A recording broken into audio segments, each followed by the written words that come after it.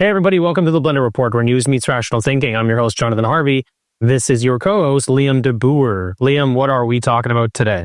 Today, we're going to be chatting about Trump calling for Iran's unconditional surrender following Israeli strikes and speculation of American military deployment, liberals doubling down on banning gas-powered cars by 2035, the NDP siding with Carney to crush a budget motion and leaving Canadians in the dark on public spending while prices skyrocket, Canada's crumbling justice system with child predators and cartel members avoiding serious consequences, Toronto's high-density housing scheme that will wreck neighborhoods while crushing property values, and John Stuart Mill's timeless defense of free speech. All right, let's get started. So, first off, we've got Trump calls for Iran's unconditional surrender. This week, the Middle East sits on the edge of catastrophe. Israel has launched a massive multi-day air campaign deep into Iranian territory, targeting nuclear facilities, IRGC missile sites, and civilian infrastructure. In response, Iran has fired volleys of missiles, including hypersonic weapons, into Israel. Casualties are mounting. The U.S. has deployed support assets to the region, but hasn't directly intervened yet. Donald Trump has publicly demanded Iran's unconditional surrender while simultaneously hinting at deeper military involvement. Meanwhile, a bipartisan push in Congress seeks to prevent unilateral U.S. action. Iran has threatened to leave the Nuclear Non-Proliferation Treaty, warned of regional war if the U.S. joins in, and demanded Israel halt its strikes before talks can resume. The world is watching what could become the first full-scale war between two advanced powers in decades, with global consequences. So, could this conflict drag the U.S. into another war? I mean, ultimately, they're already in this war, right? Like, nobody's really looking at Benjamin Netanyahu or the leader of Iran, whose name I just can't seem to pronounce, to see what's next. They're looking at Trump, right? I mean, I think the issue you have is how clear is the line that they're crossing, right? We saw the same thing in Ukraine with Russia. So, the United States is using Ukraine as a proxy, essentially, or they were. I mean, they backed out a little bit from that Ukraine war, but they were part of what made that whole thing happen when you look back to 2014. So you have the same issue here with Israel, Iran, and the United States. I mean, look, they're funding Israel. Israel's using American weapons and defense systems.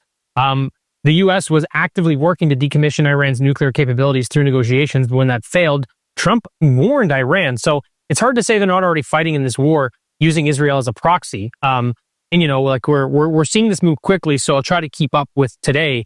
You know, we've seen Trump say, hey, we've got you surrounded, so surrender, essentially. You know, now Iran is saying that there will be irreparable damage if U.S. jumps in this Israel conflict. So, again, this weird imaginary line, they're pretending they're not involved, but objectively they are, right? We're just kind of playing this game of pretend, and I'm not exactly sure how that works, but it always confuses me because it's not a clear line. It's very subjective. And then you kind of get into the question of, you know, what happens here if Iran decides they are going to get into it with America? You know, do we see a lot of these sleeper cells that you and I talk about who've infiltrated America's open borders? Do they come out of hiding and start this guerrilla style warfare in the United States? I don't know. That's obviously speculation, but sort of back to your question. I mean, yes, this could certainly drag the U.S. into another full scale war. I don't believe this is going to end anytime soon. And I'm of the mind that America may be officially dragged into it very soon. Well, I look at it and go, okay, the best case scenario, best case scenario would be war being avoided at all costs. I think if the possible downsides to going to war with Iran are significant in the sense of even just you look at what the Syrian war, what it caused in terms of refugee crisis and all of this kind of stuff. Well, Iran is roughly just under 4 times the size of Syria. So you've got way more people that would be affected by something like this. Even if you just look at the humanitarian and the displacement stuff that's happening in Gaza, that's with a population of 2 million, right? And Iran is close to 100 million, not just over 90.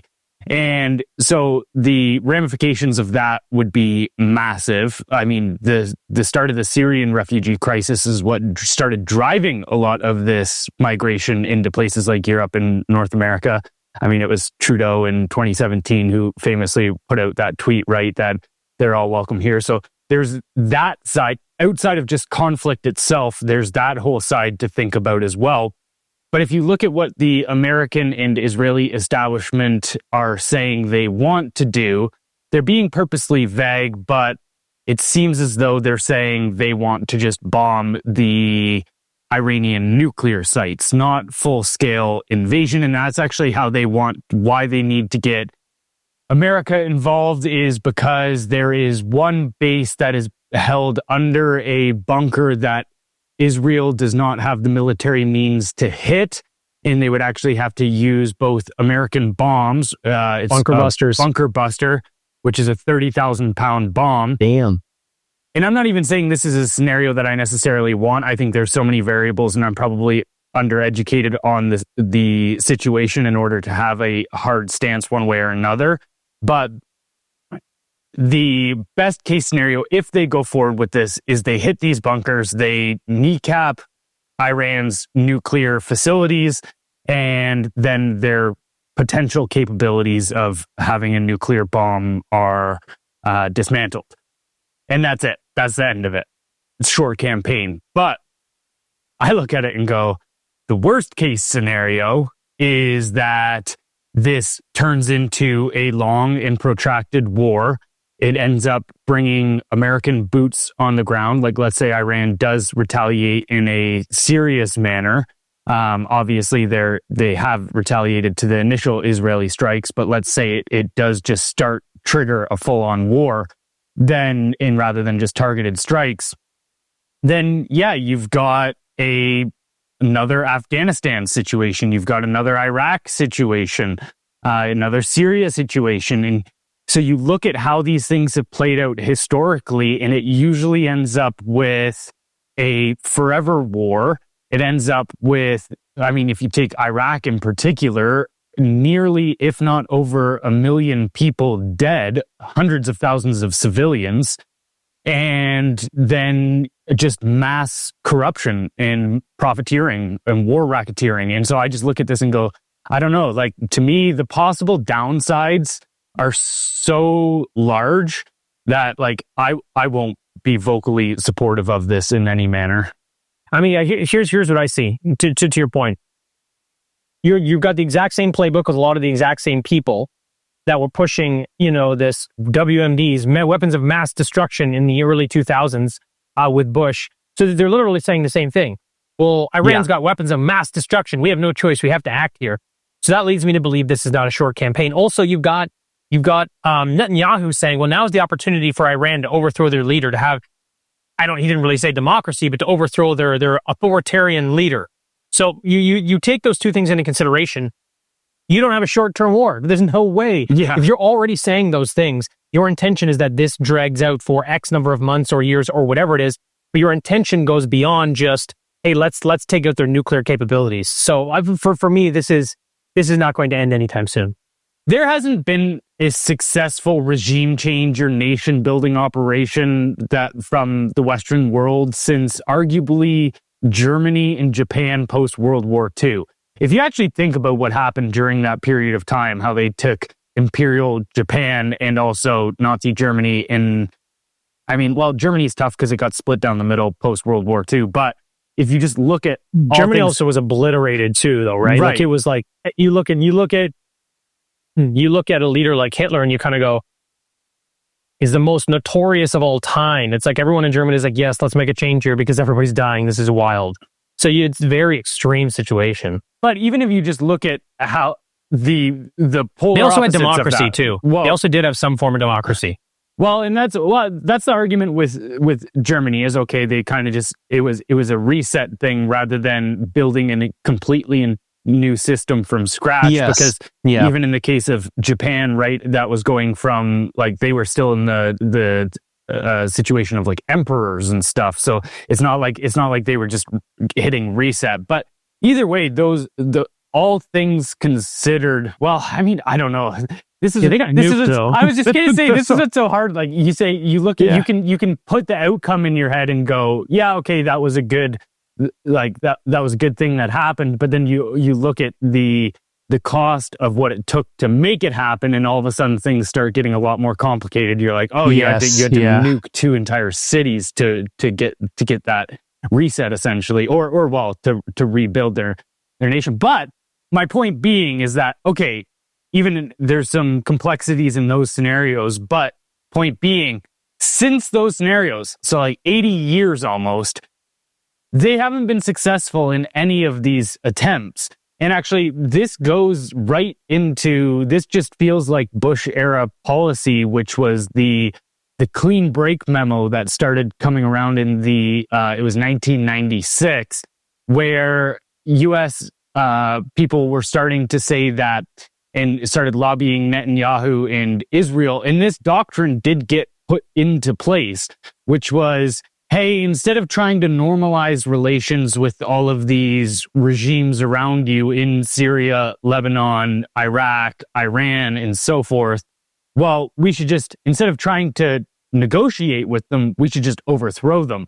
And that's what ended up happening over the coming decades. And you look at it now, you go, Iraq was toppled, Syria was toppled, and now they're looking at Iran. And okay, what's the outcome of those other ones? It's like they're now failed states. The regime change in Iraq led to the creation of ISIS, which now also has control over critical parts of Syria after the regime change there. And you go, I don't know, it's hard for me to argue that they're in a better position now than before those efforts were made. You also have to consider that there's something fundamentally wrong with another nation deciding they know what's better for the people on the ground. Mm-hmm. I don't have all the solutions. And I'm sure life is tough for a lot of people in Iran.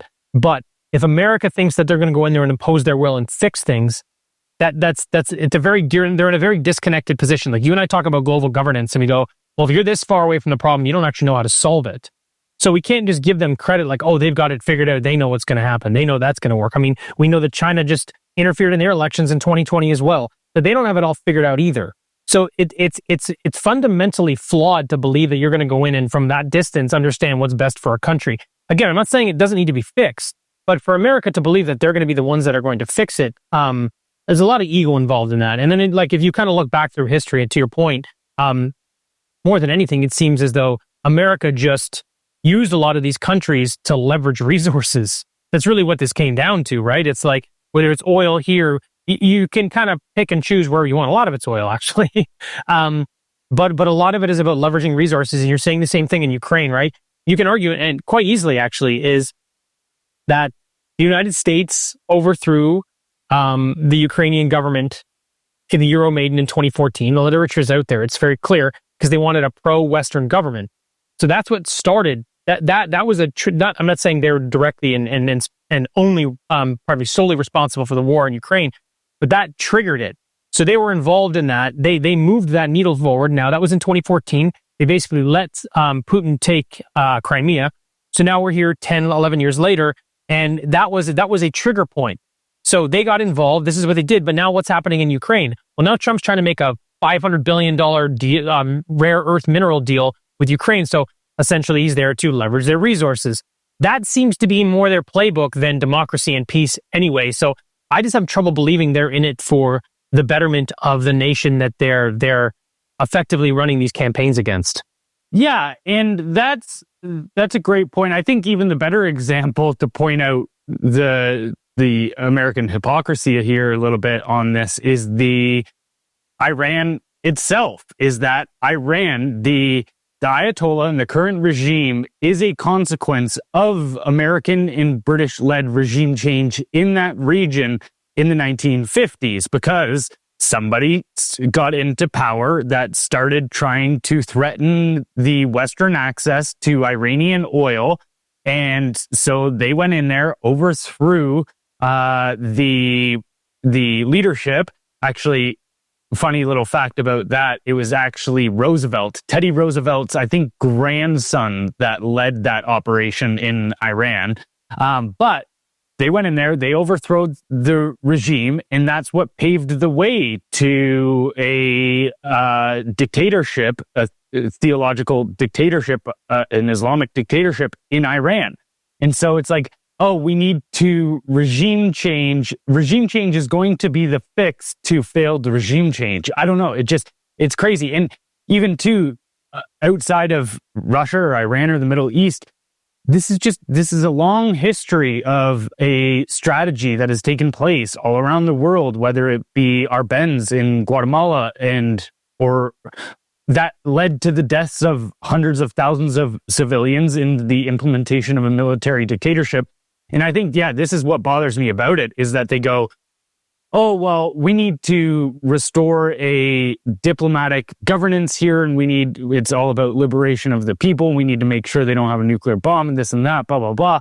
But it's like, so many times in the past, they've been perfectly happy overthrowing a democratically elected leader, whether it be in Guatemala with Arbenz or whether it be with, I think his name was, Mumbamba or something close to that. You're gonna fuck it up anyway. Don't worry about it. You tried in the DRC in Africa. But it's like they've overthrown democratically elected leaders before in order to instill military dictatorships that are favorable to American interests. So I don't believe it has anything to do with humanitarianism. I think it is all just resources. But the last thing that I think is very important on this topic as well is that, like, considering that Trump ran on 3 pillars in his election, which was ending illegal immigration and fixing the border. Kind of doing that. Then maybe a little aggressively, but it's where it's happening. Yeah. And then ending out of check federal spending and corruption. Not doing that. Which he is not. He implemented his own bill that jacks up federal spending, as well as they failed to codify Doge cuts into law. So that situation has actually gone in the other direction. And now the third pillar that he ran on and people rallied behind him for was ending needless wars and ending these forever wars and kind of being a man that will deal through economics and more peaceful means rather than military intervention. And now he risks knocking out that third pillar, and all he'll have left is the immigration stance. And so it's like, I think this, depending, especially how this goes, I think if they go in there, let's say they do these targeted strikes and they wipe out the nuclear capabilities and then that's it, that's said and done, I don't think that'll be a big hit to his movement per se. There'll be about, say, a couple weeks of say, bad coverage, but if it ends, it ends. However, if they get dragged into a protracted war, I think you just see Trump's entire base split apart. Yeah, this is an interesting thing, right? Because we looked at Trump as someone who might be able to shake the establishment loose. You know what I mean? Like, actually, Narcan kit, shake the opioids out, fucking this guy's not going to overdose, America's going to get back to life. That's kind of how I saw Trump. That was what I'd hoped. And, you're seeing action with immigration. But what's interesting is Obama deported a lot more people than Trump is going to. Mm-hmm. He deported 3.2 million people. Trump isn't even on track to hit that number, despite what he's currently doing in America.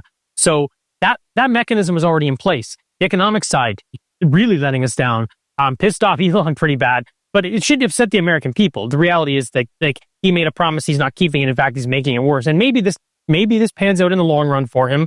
I'm just not seeing it yet, but I'm a dummy, so I could be missing a thing or two. And then finally, like you said with the war, this is what makes me believe that the establishment is always more powerful than the man or the woman. It doesn't matter. And that while we had hopes that Trump could really move the needle and, like I said, bring America back to life, I'm just not sure that anybody can. I think the establishment itself may just be too gentrified, too powerful.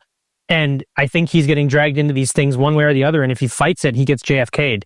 They have pigs. You know what I mean? You look at this and kind of go, what line is he going to go down? And maybe he's sort of in this situation where, he sort of has to, like, you said this the other day, he has to commit down this line because he's been dragged into it and can't look weak.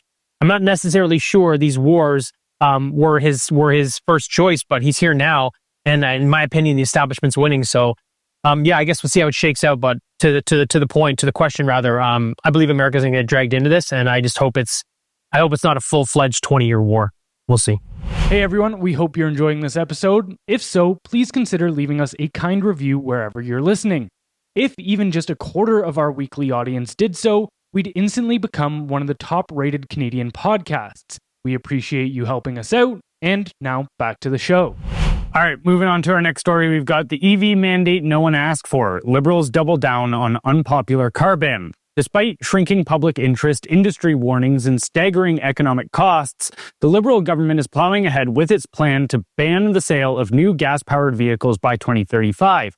Environment Minister Julie DeBrusen reaffirmed that the Trudeau-era mandate remains intact, even under Mark Carney's leadership. The infrastructure needed to support this transition could cost up to $300 billion, yet Canada currently lacks the charging stations or electricity capacity to support such a shift. EV sales are down over 40% year over year, and only 29% of Canadians plan to purchase one, yet the mandate remains. Automakers warn of rising costs and shrinking supply, worsened by U.S. tariffs. Rural Canadians will be hit hardest, facing long drives, few chargers, and unaffordable EV prices. While the US and EU reconsider their mandates, Canada is doubling down. This isn't environmental policy, it's ideological stubbornness at the expense of affordability, freedom, and common sense. So why is the Liberal government still pursuing this EV mandate despite overwhelming opposition and logistical hurdles? First thing I'll say is this is really a shame because, while I'm no fan of Carney, he has started to rebuild the Liberal brand in a positive way. He has. He's made the party a little more attractive, and he's even got conservatives voting with him on certain bills. So he had the opportunity to squash this insanity, but he didn't. And now, you and I have talked about this before. There's a few reasons why this happens. First, climate change is their macro party narrative, right? So once in a while, you have a macro party narrative that you can use, and you can continually use it to implement policy across a wide spectrum of things, right? So that's what climate change is. They say, we have to implement this, or we have to spend this money because climate change. Everyone goes, oh my God, yeah, no, definitely take all my money. Go ahead and do that. So this is one of the things they've used EVs for. They've used it, and you've seen like with the Green Slush Fund and all this other stuff, it's all corruption and bullshit, but it's the macro party narratives. They have to stick with it. That's one big thing. The next thing is the financial commitment. So they've made too big a mistake here. I think that they've overcommitted to subsidizing these things. They've overcommitted to the infrastructure. They've overcommitted to the policy. So they can't really backpedal or they look weak. I think there's also this financial interest thing, like who's getting paid? Is Carney making money through Brookfield because of their investments in this space? Maybe, I don't know. But I guarantee people that put him in place are making money in this arena because this is the direction that Canada told the world that we were going. So you know that there's money in this. You know there's financial interest here keeping this going. I also think that Carney believes there's going to be a conservative mandate before 2035 and that they'll just scrap it so he doesn't need to be the bad guy today. But one of the things to consider is they tell you that this is about climate change. But for me, I think there's a bigger picture. I think it's a piece to a puzzle.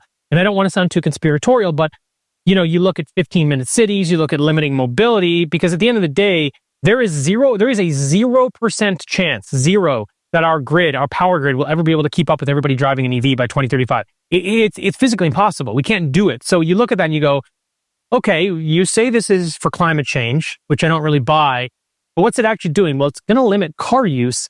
And then you pile that in with 15-minute cities, which are very legitimate. They're not conspiratorial at this point. Everybody understands them. Not everybody, but you know what I mean.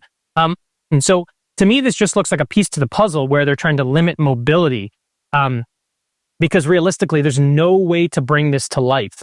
So that may be really what this is about. They got to go, well, and I give the government credit for this. They're really good at parsing out or breaking down complex things into small pieces of policy so you don't understand what it is. The weapon's got 8 pieces and they just push through one piece and you don't really connect all the dots. But for me, that's what I'm seeing here. Yeah, I'll circle back to that around in a moment, but you see there's 3 possible scenarios here with what they're operating on, and it actually could be a mixture of all 3. I don't think they're mutually exclusive as well. But if you think about it, okay, you've got the ideology perspective when it comes to climate change. They could be operating on that. You've got the corruption capacity, which, as you're talking about, being able to funnel money into certain projects in order to profit off of. There's also that. So more of an economic stance than ideological. But then there's also the conspiracy and more control and tyrannical aspect. But okay, let's go with the ideology first, which is the world is going to burn and we need to do everything we can in order to stop climate change from happening. Well, okay, you need to take EVs, but even that doesn't make sense logically when you play everything out, because if you look at the difference in carbon emissions between gas-powered cars and EVs, it's only about a 24% difference when you consider everything that goes into both mining the resources that are necessary for the EVs themselves, as well as manufacturing them. And then also once the car is done, disposing with it. So after all said and done, is because people in media and politicians will love to talk about the difference in emissions while you're on the road. But it's like, yeah, you're completely forgetting about everything else that goes into that vehicle. The life cycle. Yeah, right. Yeah, the entire life cycle. So once you do all of the math of, okay, Canada's responsible for roughly 1.5% of global emissions, and private car ownership is responsible for about 20% of that 1.5%. And then these EVs will only reduce that 20% of our 1.5% global emissions by 24%. What you get down to is that you see that this EV mandate, even if it was put into place, even if it was successful, which I don't think it would be with all of the hurdles as you're talking about with grid capacity and such, even if they were completely successful, it would only reduce global emissions by somewhere in the neighborhood of 0.03 to 0.08%.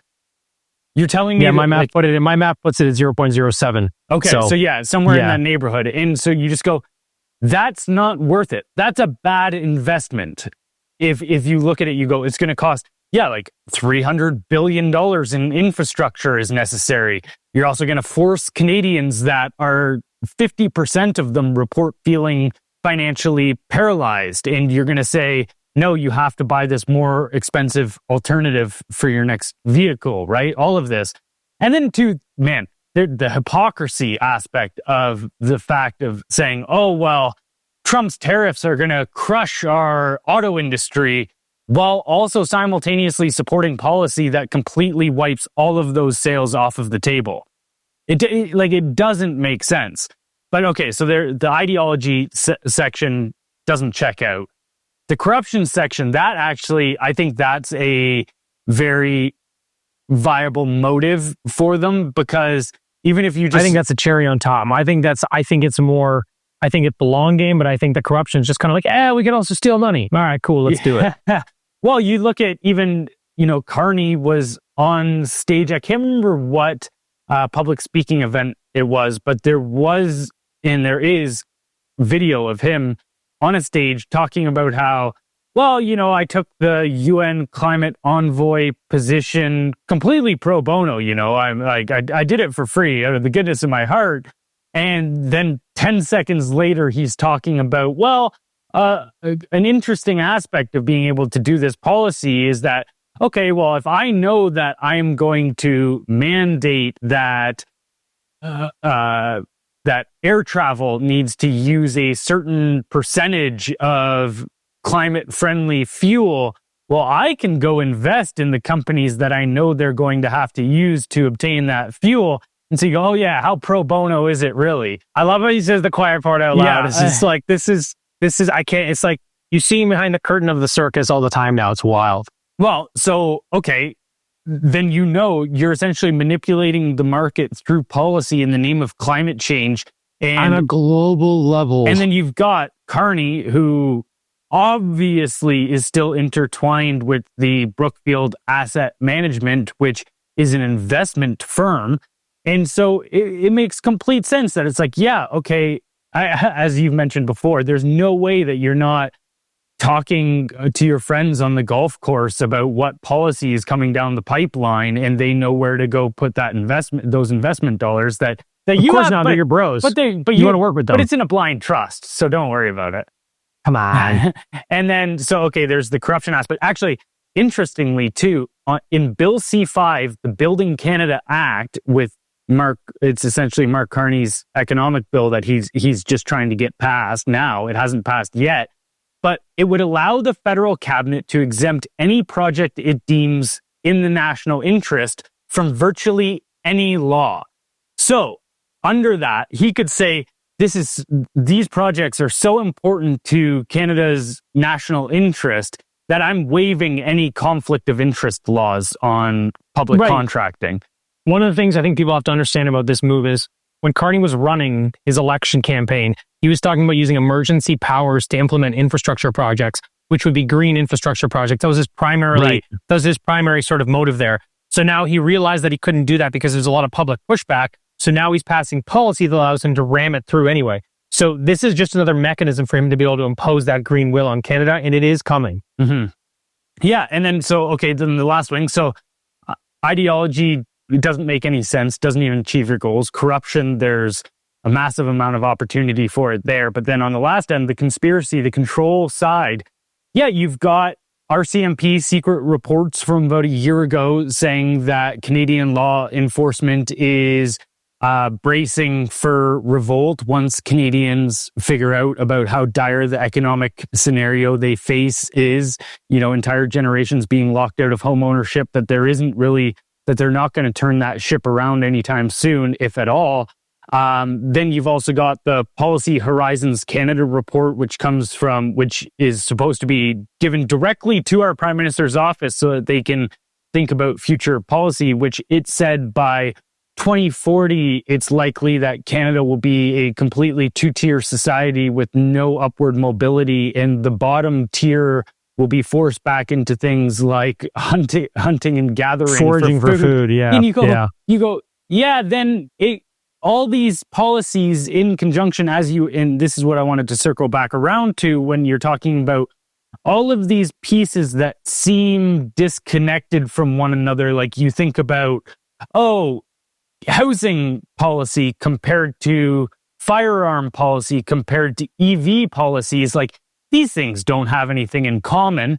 But actually, when you put them all into the same conversation and you go, all right, they're trying to get rid of your ability to drive freely. They're trying to build these 15-minute cities, which would implement fines for people if they leave their zone more than a certain amount of times in a year.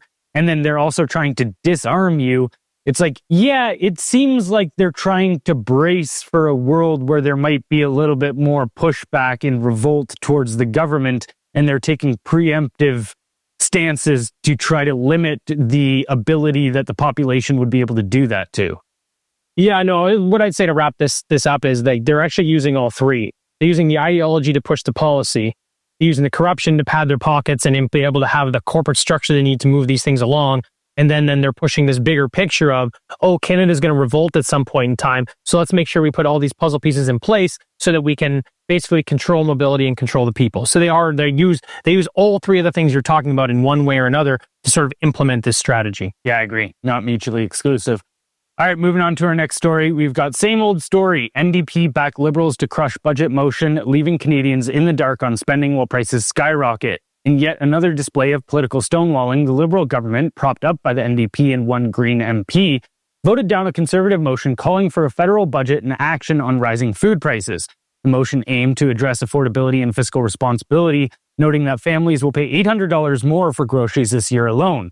Despite a non-binding House motion urging a financial update before summer, Finance Minister François-Philippe Champagne and Prime Minister Mark Carney say no budget will be tabled until fall. While the Bloc and Conservatives pushed for transparency, the Liberals offered vague nation-building slogans, and NDP leader Don Davies blamed inflation on corporate greed, ignoring the role of reckless government spending. Canadians are left with no plan, no numbers, and no relief at the checkout line.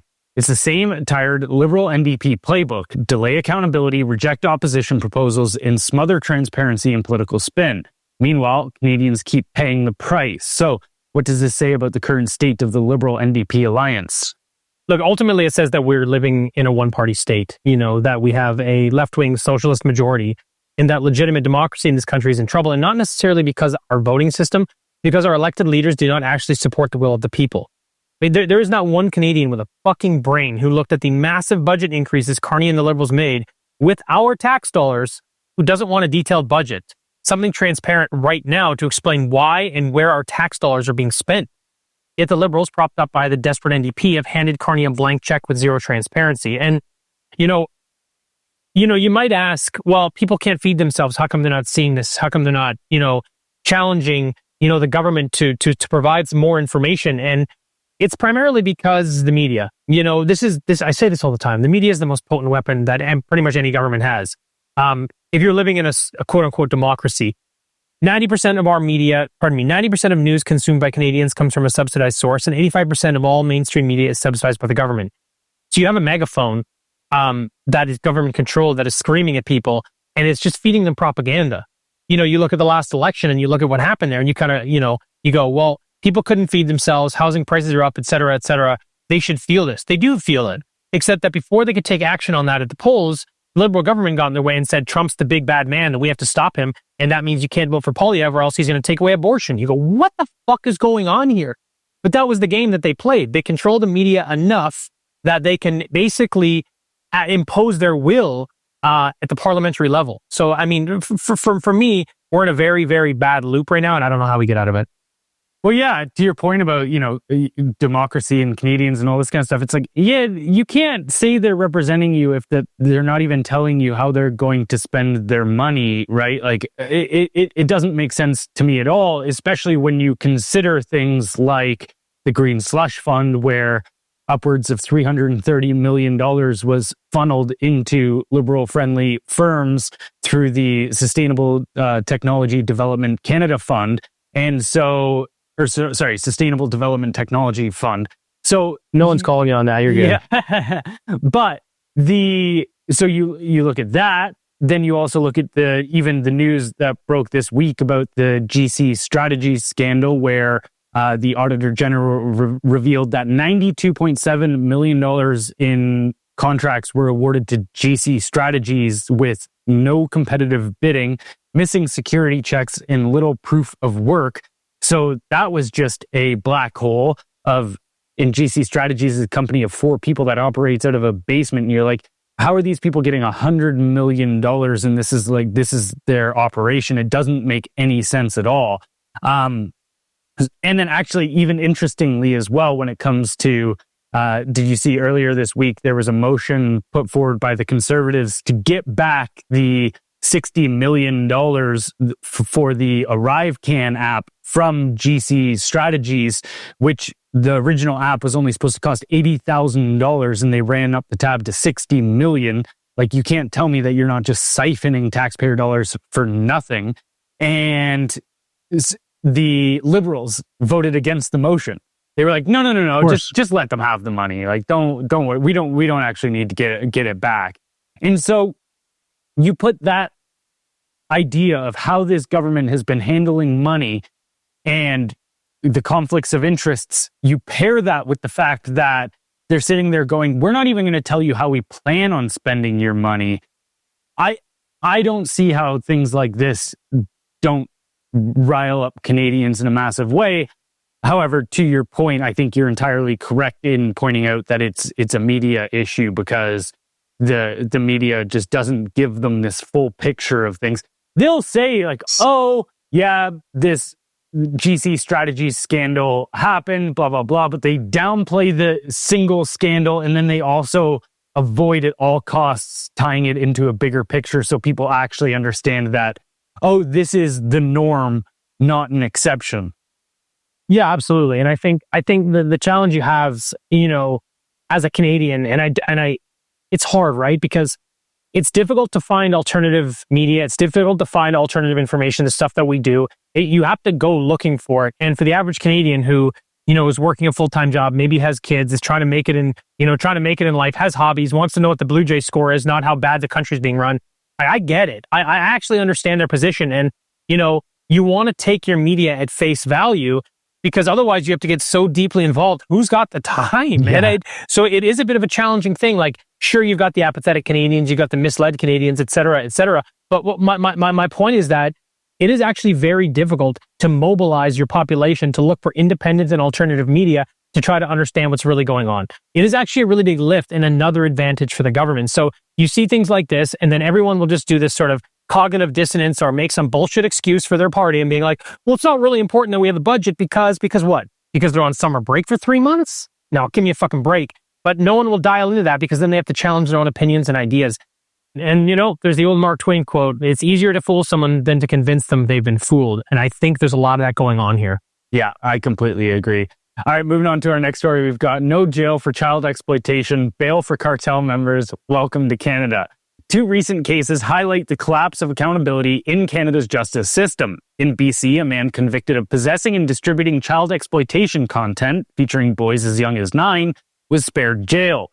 Despite admitting to being aroused by the images, he received a conditional sentence with house arrest and a curfew. The judge called the collection, quote, relatively modest. Meanwhile, in Ontario, Peel Police announced a historic drug bust, nearly 500 kilograms of cocaine worth $47.9 million. It followed a year-long investigation with the RCMP, DEA, and CBSA. Yet, within days, 6 of the 9 accused cartel-linked suspects were out on bail. This isn't justice, it's surrender. Canada's legal system has replaced deterrence with leniency, empathy for criminals, and ideological softness. The result? Predators walk free and drug traffickers are back on the streets. Canadians deserve a justice system that protects the innocent, not one that emboldens the guilty. So, how does Canada's justice system prioritize offenders over victims? Yeah, I mean, you kind of touched on a lot of those points, right? Like lenient sentencing for serious crimes is a huge issue. Like child exploitation, like cut your balls off. I don't know, throw you in jail forever. Like I'm good on that. I think that we also have too much of an emphasis on offender rehabilitation over punishment. Because the thing is, punishment is the rehabilitation. That is how you actually have to, and I understand the system's not perfect, but not punishing them is there's zero chance of rehabilitation. If there's no consequences for your actions, I mean, you learn that when you're 4 years old. Give me a break. And this early release and bail for dangerous individuals stuff, like, a $50 million drug bust. Look, these people have gone down a path. You know what I mean? Like, they've made some choices. You don't just get there overnight. You work your way up to $50 million drug bust, or being involved in a $50 million drug bust, I should say. So this early release stuff, like, again, this is not how you rehabilitate or keep society safe. And then the judicial language that is trying to minimize harm. I mean, when you look at the child exploitation stuff and you describe it as relatively modest, throw them both in jail. What are we talking about here? Like, this is, we seem to have systemic empathy for perpetrators, but we sideline our victims. We do nothing that is a meaningful deterrent anymore. And I think that we are putting public safety at risk. This whole thing is a disaster. And I think it's just basically a liberal experiment gone wrong. Yeah, well, I think it's a socialist experiment because even if you look back to the 1800s, Dostoevsky was warning about this. He was a Russian writer, considered one of the best of all time. But he was around when the socialist idea was first starting to take hold. This was before Marx and Engels ever even wrote the Communist Manifesto. But he was noticing that the socialists, that this ideology, what it posited about in terms of crime was that crime is the consequence of unequal systems. And so that these socialists, what they believe is that, you even see this, right, with AOC down in the States when the mass rioting and looting was happening, she was just saying, oh, well, these people are just trying to pay for, or trying to feed their families. And why were they stealing 50-inch TVs? Yeah. And then, so, yeah, it doesn't make any sense logically whatsoever, but these people, this ideology essentially hijacks their mind and tells them that, oh, well, if we had fair and free systems, then there wouldn't be any such thing as a criminal in the first place. So this is where this compassion, and I think this is definitely I've made the case many times before that socialism is the ruling ideology of Canada. Not in the same way that it was, say, communist Russia or as, say, militant, but it is kind of this soft socialism. And that idea definitely comes around with it, where it's like, oh, these negative aspects of human nature are just actually products. They're not part of our nature. They're just products of our system. And so we need to change the system, and these people wouldn't do that thing in the first place. And this is where you get the compassion for these people. And this is where it's wild, is because you actually end up having these people have more compassion for the perpetrators than they do the actual victims. They flip it in their mind and they go, well, the perpetrators are the real victims here. It's wild. Yeah, I mean, I see that. And, but here's where I would challenge all that fucking nonsense. Oh, I think it's nonsense. Yeah, no, I know you do. I know you do, but I know we're on the same page here. But I just want to make it obvious. If you're involved in a $50 million drug bust, $2,000 a month as a monthly stipend for you to try to pay your rent, that's not going to suffice. You're playing, again, a much bigger game. You're driving $100,000 vehicles, hundreds of thousands of dollars of vehicles. You're not paying any taxes. You're running like $50 million drug bust. What else are you doing? What's your yearly revenue look like? If you got busted once with $50 million worth of drugs, I'm willing to bet that you're probably moving $500 million worth of drugs every year. There's a lot more money involved in that than just like, we need a more equitable society. No, these people want to live well. Yeah, you're not going to be able to. You know what? You They're can't actually provide doing pretty well. Yeah, like you're not going to be able to. You're not going to be able to sub that in with like, well, give them a couple grand a month and things are going to be good and they're going to stop. And then you look at the other one, the child exploitation thing. That's society's problem. No, Yeah. that's because someone's sick in the head and needs to be taken out. There's no way. There's no empathy involved in this. These people have gone way too far. This is just nonsense. So anyway, I just wanted to highlight how insane it was because you were correct that those are the mental gymnastics they're playing. But I mean, you point out what's actually going on here and you go, well, these two things, they don't comport. So enough of this nonsense. Right. And you know what? And actually the last thing that I just want to top this topic off with is, you mentioned that the punishment is aimed at rehabilitation. And so you need that there to kind of change the behavior. I don't even know if it's that you can change the behavior of those people once they're in the system, because I mean, you look at prison, you put people in prison with a bunch of other essentially psychopaths, and you go, yeah, it ends up kind of harming. Like, I know even me, I consider myself a pretty good person, but you put me in jail with a bunch of murderous lunatics, and all of a sudden I'm like, I have to harden myself up pretty hard here and like probably do some shit I don't want to actually do to survive. So I don't think it would really like make me a better person. But I think the purpose of that punishment is deterrence. Is to try to stop it from ever happening in the first place. And this is something that Johnny Mitchell has said, where, and he was big into the organized crime game. Like he was working with the cartels down in the States and stuff. It was funny. He's just kind of this like average normal dude that when you listen to him and talk to him, he's actually really funny as well. But he was just a pot dealer that ended up becoming really big into the game. And, he talks about this when it comes to organized crime, is that they'll look at the legal sentencing and go, oh, well, okay, me dealing cocaine will get me this many years in prison or this sentence, whereas car theft will get me XYZ. The consequences of car theft are less, so therefore I'll do that. I'll make that my criminal business, my market. And so it's like, yeah, if you just take away the punishments of everything, it's not even that they're just making their choice. It's that they go, oh, it's open season. I can do whatever the hell I want and no consequences. Before we move on to the next topic, this episode is brought to you by the Tallow Truth. Your skin needs real nourishment, not lab experiments. That's why I use F-Bomb from the Tallow Truth, made from grass-fed, grass-finished tallow. It's also hormone-free, antibiotic-free, steroid-free, GMO-free, and even vaccine-free, because I know that's important to a lot of you. There's nothing artificial, nothing toxic. And recently, Ben and the gang at Tallow Truth dropped some new products. Their Freedom Face Whip is hands down the nicest thing I've ever put on my face, and they've also launched a new soap line made with grass-fed tallow and organic essential oils. What makes the Tallow Truth even better is that they're a freedom-first brand that supports Blendr News and everything we stand for. They even offer a 30-day money-back guarantee, so you've got nothing to lose. Go to the tallowtruth.com/blender and use code BLENDER for 15% off. This includes 15% off on already discounted bundles as well, so you can save as much as 40%.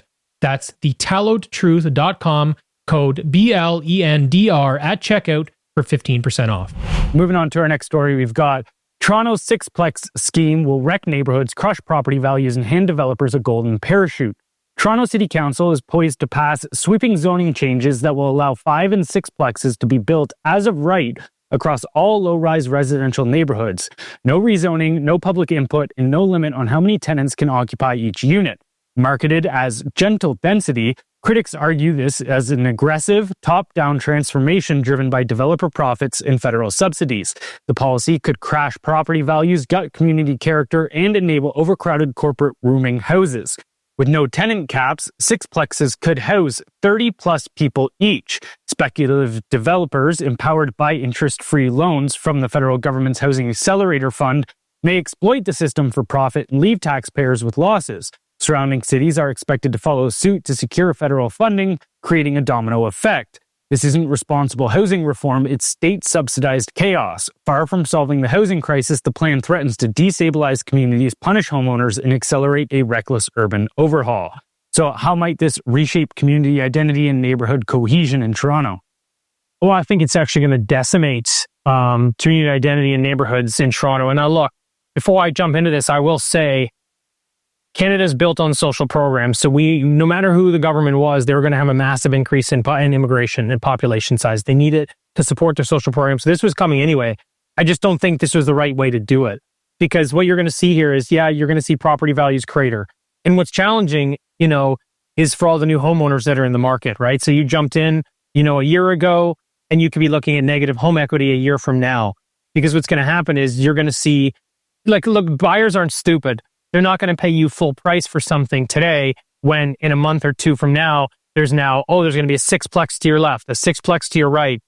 So for me, this is going to absolutely kill property values. And once you see one or two of these properties go up in a neighborhood, you're going to see it take over the whole neighborhood. And then people are just going to be just trying to get out of there as quickly as possible and get it whatever money they can. So that's going to be very challenging for anybody that's sort of involved in the housing market there. From the perspective of, I hope this appreciates in value. Not going to happen. With the no tenant caps, I mean, look, it may not turn out this way, but it feels like it's going to turn into sardine housing. Some cultures are more likely to gravitate towards having more people in a home. You see it in Canada, so you kind of know exactly what you're going to get. You're not getting, nice young families in a duplex. You're going to get sort of corporate rooming houses to maximize developer profits rather, while sort of minimizing the cost of living for renters. And I don't blame the renters. I don't blame anybody that jumps in and uses these programs, once they're there. It's the government for passing these policies. The other thing that you're going to see is developers will gut these communities. So if you see the opportunity to make a lot of money and you're in a development game, and that kind of gets to my next point of government subsidization in the loans here, you're just going to take advantage of it. It's like you said with the criminals before. Now, these guys aren't criminals. That's not exactly what I'm trying to insinuate. But when the government gives you the opportunity to leverage policy, that's exactly what you do, right? So you were talking about the interest-free loans there in the summary. Now, how that could play out is this, and this is theoretical, but this is exactly how it could play out. You need to put 5% down for the loan. So if you wanted a $10 million loan from the government, you put $500,000 down. On day one, you could pay yourself $1 million in management fees. Now, you would build the project, but if there's no buyer, that's no problem. You just hand the keys back to the bank, keep the cash, and walk away while the taxpayers, us, sort of eat the loss. So in a sense, that is kind of white-collar looting. I wouldn't necessarily say it's a crime, but that's a big loophole there. And the last thing is this will create a domino effect, right? So because there's so much money tied to this from the federal government, and if you're Brampton, if you're Mississauga, if you're Hamilton, you're saying, okay, well, the Toronto government just got hundreds of millions of dollars from the feds. Well, we're going to do the same thing. We're going to implement the same strategy because it's an easy thing to pass through. We've already seen it happen. Everybody's already doing it. Yeah, let's just run with this. There's the infrastructure for the development. So this is just going to be urban sprawl meets vertical density meets total collapse of planning integrity. But here's where this ultimately lands. In 2015, 15% of housing in Canada was owned by investors. 10 years later, it's doubled to 30%. Wow. Now, this sixplex strategy, you're going to see another huge increase over the next decade because anything over a fiveplex actually qualifies for commercial lending. A 4 is residential, a 5 and 6 is commercial. So they're purposely making these 5 and 6plexes, in my opinion, or part of the reason is so that it does remain more in the commercial space. So I think you're going to see a massive, massive increase of corporate ownership of homes. And look, I don't want to say you're going to own nothing, be happy, but this is certainly moving towards that direction. Yeah. And the only other thing that I'd add there is just think about how bad the congestion will get, because you already look at Toronto, whether it be the TTC, whether it be the highways, they are already overcrowded. I think the 401 is one of the busiest highways in the world, right? 400 series highways, yeah. Yeah. And so you look at that and you go, okay, now imagine that you take the same amount of space and you have one house, which let's say houses 5 people. You knock that down and you build a 5plex or a 6plex and there's 30 people in there now. Well, you have just effectively timesed it by 6, the population in that one little area. You do that enough. Now, I'm not saying it would be instantaneous, but you do that over a 5 to 10 year span with the same amount of space and you increase the amount of people in it by 5 to 6 times. You're just looking at complete, utter mayhem in terms of that. I totally agree. I think that we've got a civil engineering problem, a really bad one in the city of Toronto. I do not think, well, then I can have objectively say they did not plan to have that many people. And like you said, if they increase it, 5 or 6-fold, even 4-fold in a lot of these neighborhoods, you're going to want to walk through the entire, talking about 15-minute cities, talking about not wanting a car. Jesus, that's definitely going to get you there. Yeah. All right, last story for the day. John Stuart Mill's timeless defense of free speech. John Stuart Mill, the 19th century British philosopher and political economist, remains one of the most powerful voices for freedom of speech. In his landmark 1859 work On Liberty, Mill warned that the gravest danger to a free society is not just government censorship, but the social and institutional pressures that silence dissenting views. He believed that no authority, no matter how powerful or well-intentioned, has the moral right to suppress opinion. If all mankind minus one were of one opinion, Mill wrote, they would be no more justified in silencing that one person than he, if he had all the power, would be justified in silencing mankind. To Mill, free speech is essential not just for individual liberty, but for societal progress. He argued that silencing an opinion deprives the world of truth if it's correct, and if it's wrong, society still benefits by sharpening its understanding through debate. The peculiar evil of silencing the expression of an opinion is that it is robbing the human race, Mill said. In a time when governments subsidize media, manipulate algorithms, and legislate speech as harmful, Mill's warnings ring louder than ever. Free speech isn't a cultural luxury, it's the foundation of truth, accountability, and freedom itself. Without it, all other liberties crumble. So, how does Mill's argument apply to today? What's interesting is I actually think it applies even more today than it did back then. I mean, you've got cancel culture, which basically equals modern censorship, right? Social pressure silences dissent just as effectively as state laws, which is exactly what Mill warned against. I also think that truth is sort of lost with open debate, which is something that we're living through right now. You take COVID as an extreme example, but the reality is when you want to have conversation with a lot of people, you're vilified for even talking about certain topics, right? Mm-hmm. The other thing, which is interesting, which is one of the reasons I think it's worse, is you've got this big tech plus government situation now, which is a relatively dangerous alliance. Whether it's algorithm manipulation or speech laws, it's kind of turned these platforms into modern speech police. And it's not necessarily because the big tech platforms want to do it all the time. It's because their hand is forced through policy and economic, basically, impunity. They don't really have a choice, right? And then you look at the state-funded media problem, like we said earlier, like you've got 85% of all mainstream media being subsidized by governments and 90% of all news coming from a subsidized source. You look at that and you go, does that ever distort, not only distort perspectives, it creates state-funded media echo chambers, right? I think we just got this big problem sort of suppressing wrong, quote unquote, wrong opinions, which weakens society. So ultimately, to sort of bring it back to what I said to begin with, free speech is the backbone of freedom, and I think it's actually in a worse position than it was back then. So I think his words are even more true today, which is interesting when you think about philosophical ideas and how well they can sort of not only like transcend time, but thrive over time. Unfortunately, in this case, but it is what it is. Yeah, this is what I've come to realize, is that the problems of every society are more or less the same in terms of the battles between centralized power and quote unquote the people. But then you look at even, how this plays out. It's the only thing that really changes is the environment and the technology, right? Like even back then, okay, they'd be censoring pamphlets, that kind of thing. They'd be wouldn't be allowed, or wouldn't allow certain books to publish. But now it's just tweaking algorithms and stuff. So the tools and the tools and the technology change, but the motivations and the actual dynamics themselves are the same. But even just in Canada, you look at this scenario and it's playing out. I think they're building a complete apparatus to control essentially thought at the end of the day, where you've got Bill C-11, 18, and 63. Now, 63 hasn't passed yet, but if it does pass, you've got three different wings, which is the Online Streaming Act, which takes money from Netflix, Spotify, Meta, Google, all of these platforms, and puts them into a media fund that then drives money towards media outlets that are government friendly. And then you've got the Online News Act, which tells those same platforms that they have to prioritize certain content. And then you've got, Canadian cultural content is what they call it, but it'll just be government friendly content.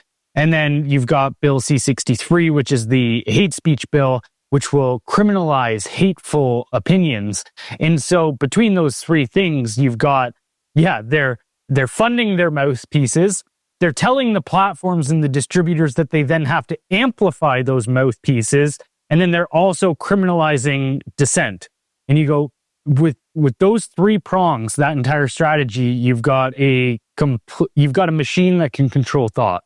Yeah, I did a piece on this a couple of years ago, which still holds true today, where I sort of combined the policies together, and it is the most egregious piece of censorship law in the West. So Canada is really, really going down the wrong path on this, and unfortunately, John Stuart Mill's words are far more true today. All right, anything else you want to add? That is everything. All right, before we get out of here, don't forget to head over to our Substack where you can sign up for our newsletter, which goes out 5 days a week. That's blendrnews.substack.com, BLENDR news.substack.com. You can also find all the sources that we use for the podcast in there if you want to dig deeper into these stories. And we thank you for listening, and we'll catch you next time. Bye, everybody.